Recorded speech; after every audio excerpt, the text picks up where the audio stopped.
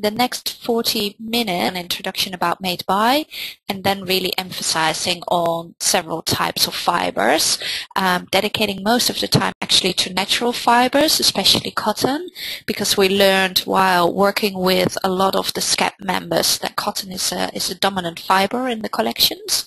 But then we also reserved time to talk about synthetics and cellulosics and also animal fibers to make the whole collection complete actually, and guide you hopefully through what are more sustainable options and how you can best integrate them. I would very much welcome it to be interactive. I know it can be always a bit challenging when doing a webinar, but we do have the functionality to post questions or to chat. So if you have a question in between, please feel free, use that option. And I think you can also wave your hand, so then we can take your questions. At the end as well, you can see we reserved a bit of time for a Q&A, so then we'll come back to the questions that you raised. So let me get started by sharing with you a bit of the background about SCAP. I will take it not too long because most of you are familiar with it. It's a program that kicked off in 2011 and really has the aim to bring the industry, government and third sector together to really make a really big impact on reducing carbon footprint, water and waste in the textile industry.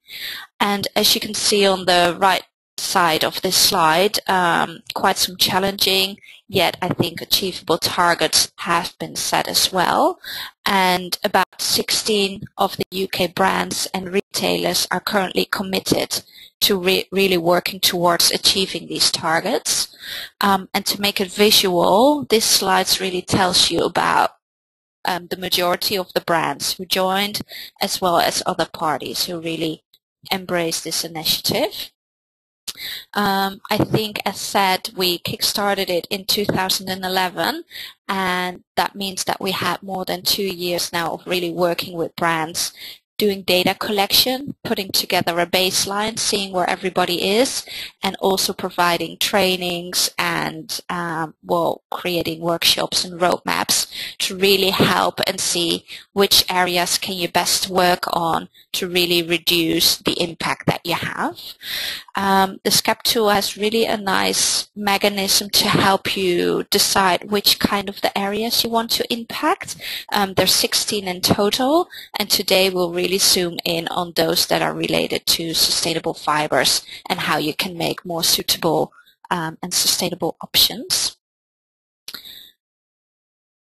Like said, what we really want to do is emphasize on the fibers by diving first into the natural fibers, followed by the synthetics, cellulosics and animal fibers. Perhaps useful to point out as well is that the scope of SCAP is really related to textiles, so leather, for example, is not included.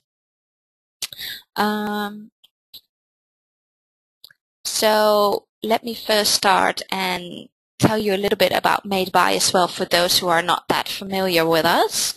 We're a multinational stakeholder. And we worked actually for more than 10 years now in the field with more than 90 fashion brands, really helping brands to step-by-step improve the sustainable elements of the collection, and that can be actually pretty broad. It can go from strategy setting overall, holistic, to more specific strategy related to the environment, talking about fibers, talking about the processes that come afterwards like dyeing, finishing, printing, etc., but also social elements included into the creation of a product. We do that together with brands, but also a lot of other NGOs, industry bodies, implementation partners on the ground to really offer a holistic approach on how to step-by-step improve your collection. One of the things that we did in order to enable that is to collect a lot of knowledge and data and translate it into tools. And I would state that the tool that you see right here, the benchmark for fibers, is actually one of the most used tools in the industry because it's quite simple to look at and to draw conclusions. If you're, for example, a designer or a product developer and you really want to see, okay, what can I do to best reduce the impact of the materials that I work with in the collection, you can use this tool to see what is a Class A, a Class B, or even a Class C fiber, knowing that those are fibers that have a lot less impact on water usage, energy, for example, but also the amount of pesticides used to create that fiber and turn it into a yarn. So let's dive into cotton, and as you could see in our benchmark, but also here on this slide, it's one of the most impactful fibers in the industry. If you take an average t-shirt, for example, a lot of water is used. This study conducted by REB shows that it's more than 3,000 cubic meters of water used to produce such a t-shirt. It's important to take in mind that that includes the entire life cycle of the product, actually, where the raw material one is really heavy when looking at water. Cotton is a very thirsty crop, so a lot of water is used in this initial stage, but also then going through the rest of the process, looking at bleaching, dyeing, finishing, etc., it all adds up to more than a 3,000 cubic meter per ton of fiber being used. Also carbon, quite heavy, especially considering the fact that often textile industries are still relatively old-fashioned, not everywhere. The most modern machines are implemented, so it all adds up in how much energy is being used. And waste, a very interesting one as well, is that during the whole process, a lot of waste is actually being created. So you need a lot more resources from the beginning as an input. Do you want to get a nice t-shirt as a result, as output? So really, really key to start thinking about what can we do to minimize and be much more efficient in the way that we use our material, but also be much more conscious of what are more sustainable options than the current conventional cotton that you might source. Organic cotton, I think, is one of the most familiar alternatives out there in the market. It's a really high standard when you look at the criteria that are behind it. It's really looking on farmer level, how can we reduce the impact that conventional cotton brings by looking specifically at the amount of pesticides used. When working with organic cotton, it's not allowed to use any synthetic pesticides nor fertilizers, and that's really bringing a good contribution to the farmers working with the cotton. As you can imagine, with conventional cotton, when people spray, they tend to take it the easy way and spray as much as possible everywhere, just to be safe that any enemies of the cotton crop are being killed, and that leaves a tremendous impact to the environment, but also the health of the farmers. People get sick, there's a lot of skin diseases, even resulting in cancers. So it's really a big improvement for the health of the farmers and the whole community around it as well. Environmentally speaking, no GMO seeds are required with organic cotton, which gives the opportunity for farmers as well to reuse seeds, which also relates to then the financial impact that farmers can achieve from that. Organic cotton as well teaches farmers really to go back and optimize tools that nature gives them, actually, by looking at how can we best and most efficiently use the water that we have, much more efficiently work with water irrigation systems and rainy seasons, etc. But it also teaches farmers on how to use with non-synthetic pesticides and natural ways of battling actually the natural enemies of the cotton crop. So there's a lot of training involved in getting farmers transition into organic cotton, with really some good results, which the next slide gives as an example. You can see in here that carbon and water impact is really reduced. I think it's really good to emphasize that this is an Indian example in here. It's really hard to make an overall average worldwide because each region is very different. There are different water conditions, but also the natural enemies of the cotton crop can be quite different per region. So there have been quite some different studies, and this one is really related to the Indian situation here. When sourcing organic cotton, it's really important to also ask for certification, and the reason for that is that you actually want to make sure that you get what you ask for. You want to do that because often you do pay a bit of a premium, so it's worthwhile then making sure that you get what you ask for in your product. But especially if you want to communicate about it to your customer, you need to have something in place to back up your claim that you actually source what you claim to source. There are quite some good standards in the market that give you the means to do so.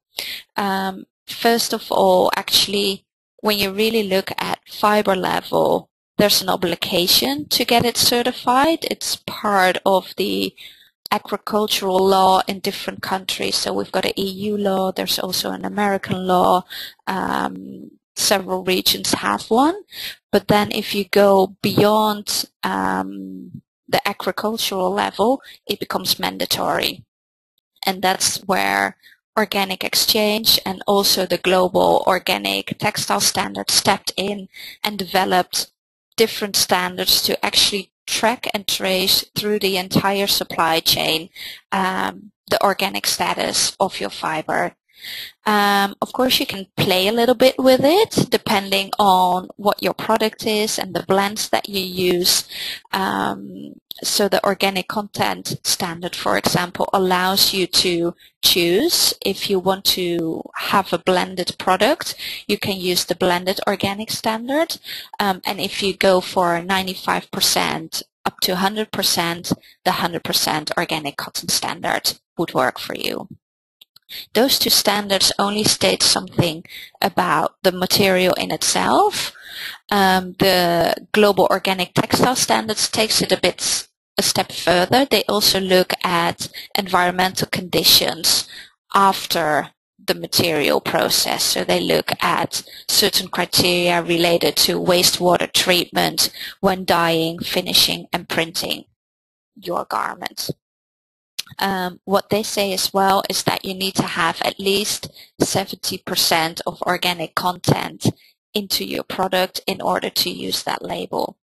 All of these labels you can use on a product level, which gives a great opportunity to also communicate about it to your customers.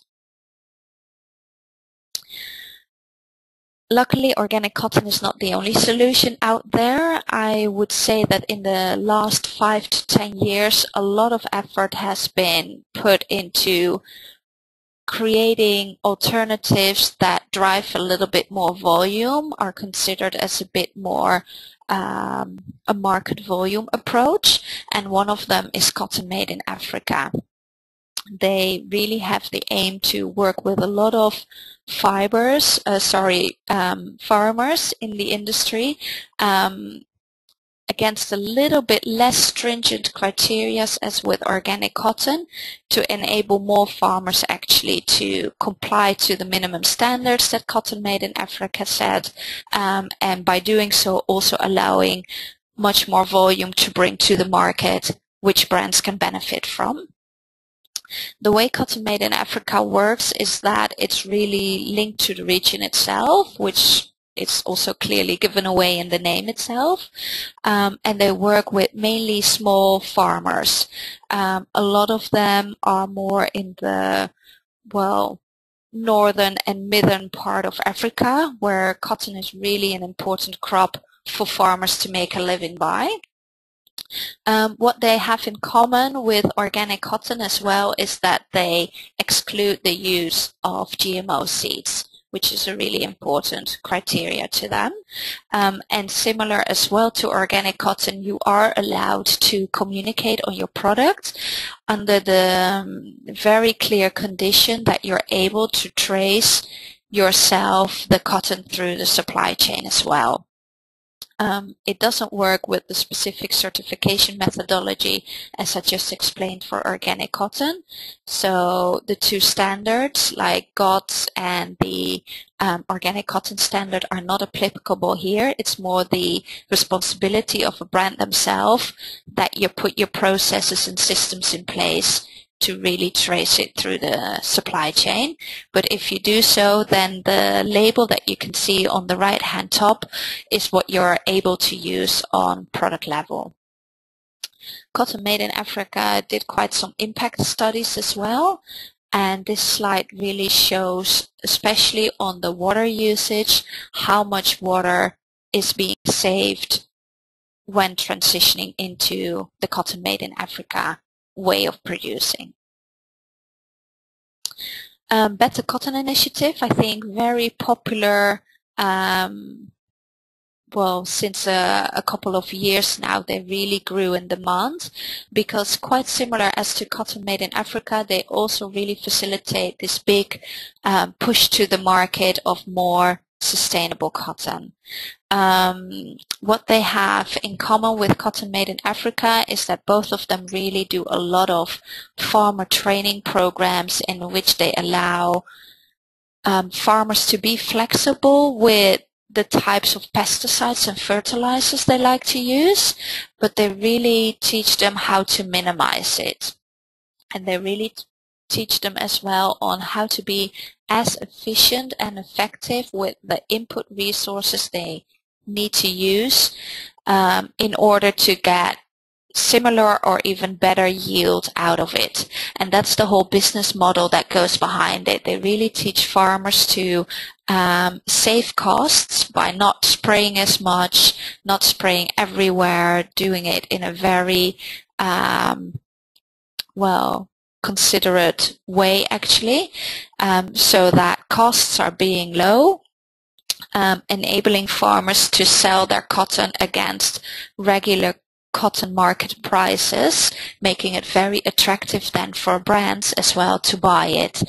So that's the whole philosophy. Better cotton should not be more expensive, and farmers do get better from it because they've got less cost to make at the beginning, good yields, and therefore they make a profit. And on top of that, there's a lot of environmental and social gain for farmers to make.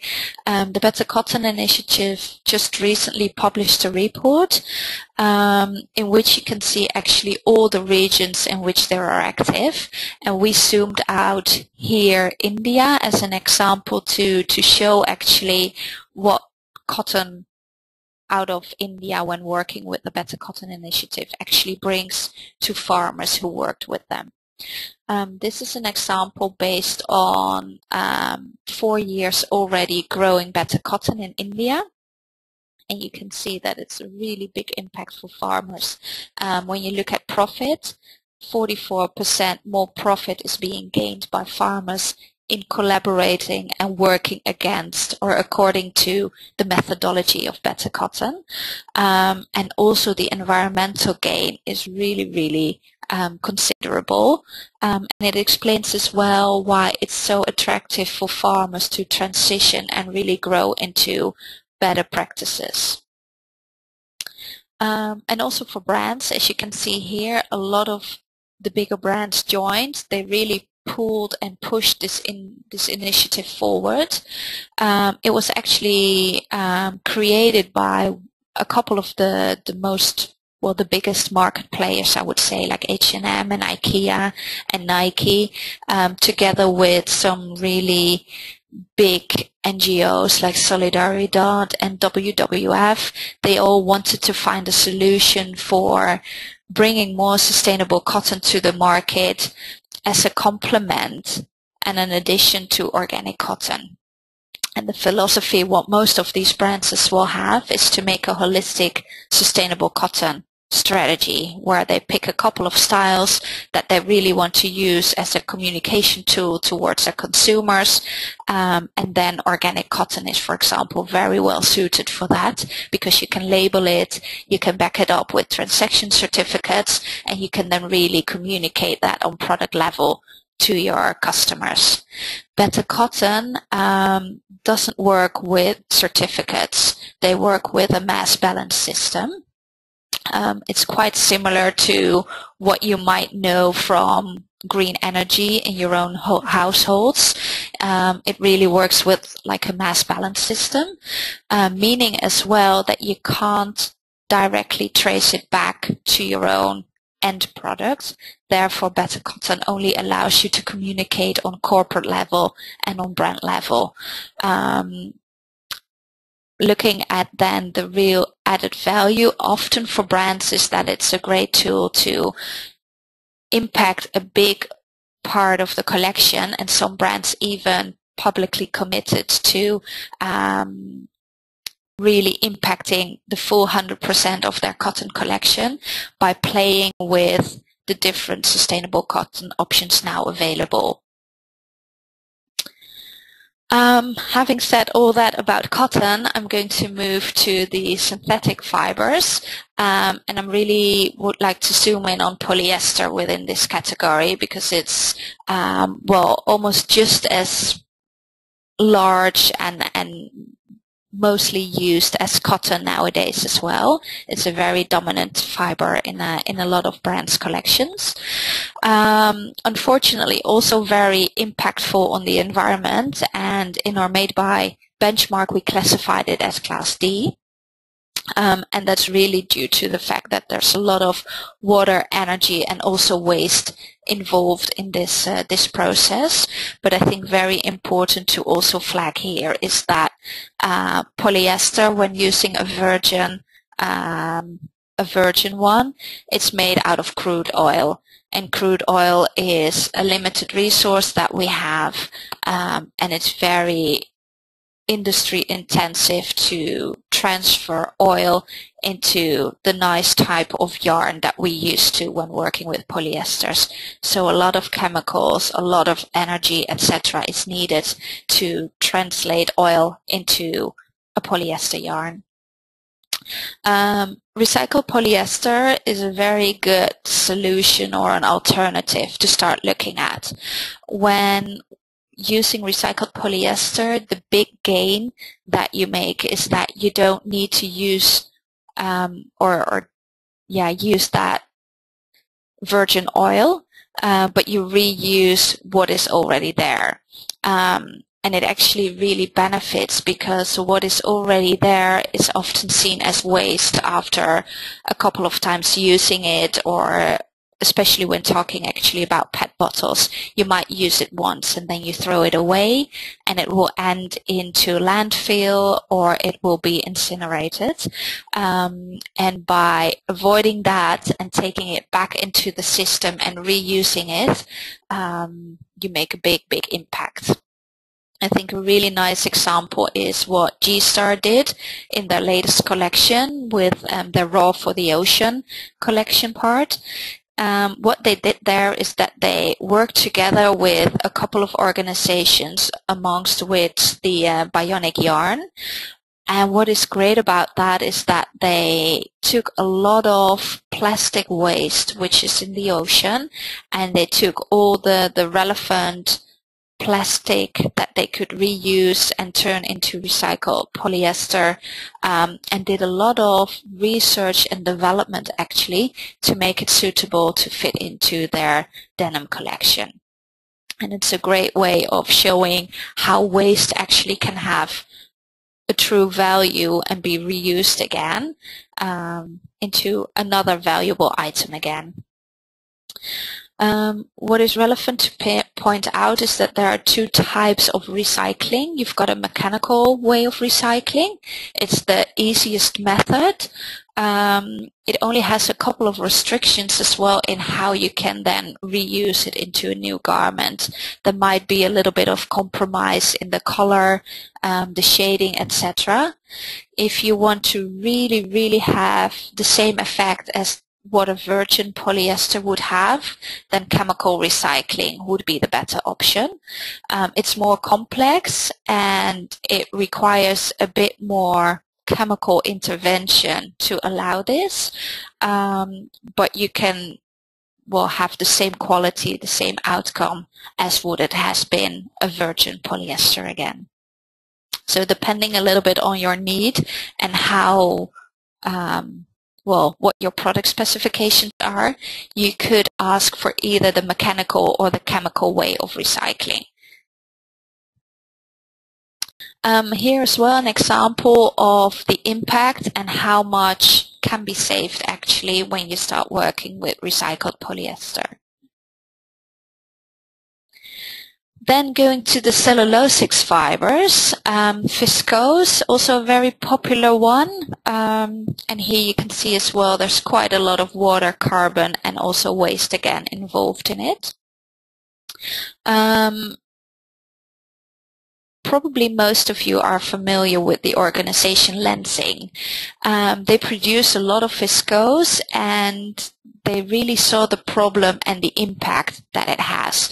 So they already started developing, innovating, really investing and researching what they could do to minimize the impact.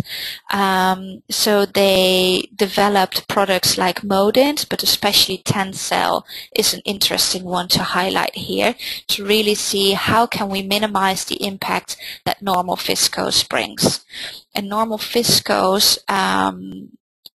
is so impactful because when you take wood, which is the raw material in source into the process, it's very hard, it's very thick, and you can imagine that a lot of chemicals need to be thrown into the whole procedure, into transforming it into something that's very soft and silky and it has a very nice hand feel.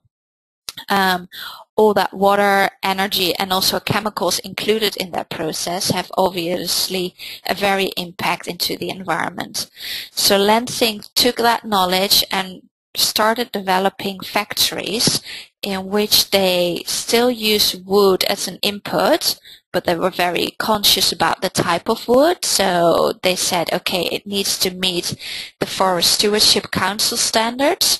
And then we're going to process it in such a way that we're capable in reusing all the water that we every time need to use, and we're also reusing all the chemicals. So it really works as a closed loop process, being very efficient then in the amount of water and chemicals being used. In the end, it results in a very efficient way of working, and we classified this fiber then as well as a B choice in our fiber benchmark, which is very positive. Tencel doesn't work with a similar certification system as organic fibers would, but Lenzing does feel it's very important that you can prove as well that actual Tencel is being used and not regular viscose. So they work with certification documents and certification numbers, and you can always reach out to them to double check if the number that you got from your Tencel fabric mill is also approved by Lenzing.